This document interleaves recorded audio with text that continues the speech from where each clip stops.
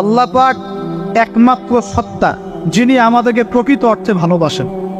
বাকি যত কিছু আছে আমাদের চারপাশে, এই ভালোবাসাগুলোর পিছনে একটা একটা স্বার্থ থাকে।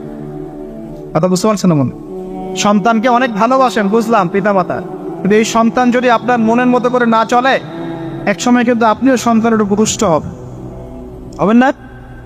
স্ত্রীর জন্য এত কিছু করছেন, দেখবেন কোনো একদিন আপনি করতে পারলেন না, দেখবেন সেদিনই আপনাকে একদম ধুয়ে রেখে দিবেন। এমন হয় কি না? তা আমাদের ভালোবাসাগুলোর পিছনে কোনো স্বার্থ থাকে কি না? আর এই যে জেনা চলছে, এই জেনার মধ্যে মূল স্বার্থটা কি?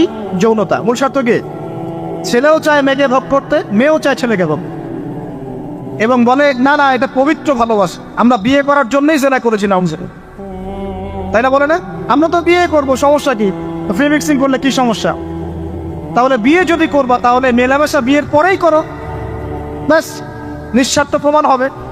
বিয়ে যদি করার উদ্দেশ্য থাকে তাহলে বিয়ের আগে আর দেখা সাক্ষাৎ করো না, কথাবার্তা বলো না, একবার বিয়ে করো তারপরে করো, তখন দেখবেন না না এটাতে রাজি না।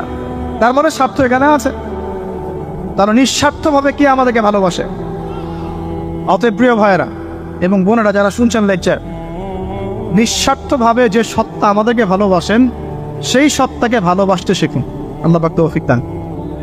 এখন আল্লাহ পাক আমাদেরকে কিছু কিছু ক্ষেত্রে ভালোবাসতে বলেছেন, যেমন আল্লাহ পাক তার দিনকে ভালোবাসতে বলেছেন, আল্লাহ পাক তার নবীকে ভালোবাসতে বলেছেন, আল্লাহ পাক আমাদের পিতামাতাকে ভালোবাসতে বলেছেন, আল্লাহ পাক আত্মীয়তার সম্পর্ক রক্ষা করতে বলেছেন, আল্লাহ পাক রক্তের সম্পর্ক বজায় রাখতে বলেছেন, আল্লাহ পাক স্ত্রী সন্তানকেও ভালোবাসতে বলেছেন।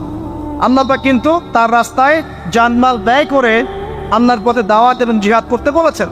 এখন এগুলো আল্লাহ বলেছেন বলে আমরা করি, আল্লাহ পাক ভালোবাসতে বলেছেন বলে আমি ভালোবাসি, কিন্তু উদ্দেশ্য হবে আল্লাহর সন্তুষ্টি অর্জন করা। আমি কেন আমার মাকে ভালোবাসি? বিকজ আমার মায়ের পায়ের নিচে আমার জান্নাত। আল্লাহ ভালোবাসতে বলেছেন তাই বাসি। আমি কেন বাবাকে ভালোবাসি? আল্লাহ ভালোবাসতে বলেছেন তাই ভালোবাসি। আমি কেন আমার স্ত্রীকে ভালোবাসবো? কারণ আল্লাহ পাক ভালোবাসতে বলেছেন তাই বাসি। আমি কেন আমার সন্তানকে ভালোবাসবো? আল্লাহ পাক বলেছেন নেককার সন্তান আমার জন্য ওসিলা হবে, এই জন্য ভালোবাসি। আল্লাহ পাক আমাকে বলেছেন নবীকে ভালোবাসতে, আমি নবীকে ভালোবাসি। আল্লাহ পাক যে বিষয়গুলোকে ভালোবাসতে বলেছেন আমরা অবশ্যই ভালোবাসবেন। কিন্তু আল্লাহ পাক কি আমাকে হারাম এই 14ই ফেব্রুয়ারির এই ভ্যালেন্টাইন্স ডেকে ভালোবাসতে বলেছেন? আল্লাহ পাক ইহুদি খ্রিস্টানদের সংস্কৃতিকে ভালোবাসতে বলেছেন? আল্লাহ পাক জেনা করতে বলেছেন? এই ফ্রি মিক্সিং করতে বলেছেন? আল্লাহ পাক পতিতালয় রাত কাটাতে বলেছে? গার্লফ্রেন্ডকে ফুল দিতে বলেছে? আল্লাহ রাব্বুল আলামিন কি বলেছে বিয়ের আগে শারীরিক সম্পর্ক করো?